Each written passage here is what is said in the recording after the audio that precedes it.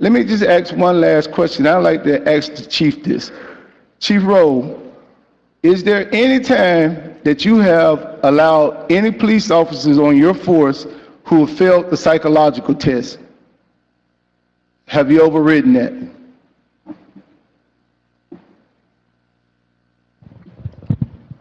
I'm quite sure you know the answer, and the answer is no. Well, I would never ask a question that I don't know the answer to. Well, I'm asking the question is no, and if you want to know that question, you could ask me anytime, any day. You know where I live, you've been in my house, you know everything about me, so you know how I operate. Any other question you want to ask me?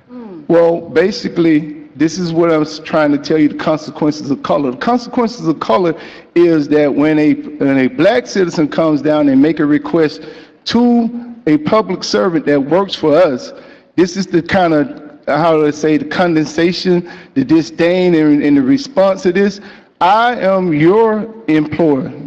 You work for me. I don't work for you. You know, so I would hope for you to answer my question with the respect a taxpaying citizen deserves. And I would hope the protection from you as city council people that I elect, not to allow a public official to use that kind of tone.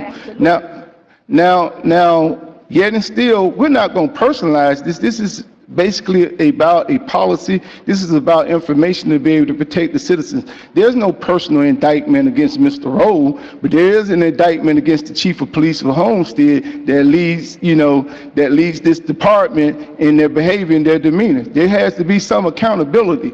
We cannot eliminate that based upon color.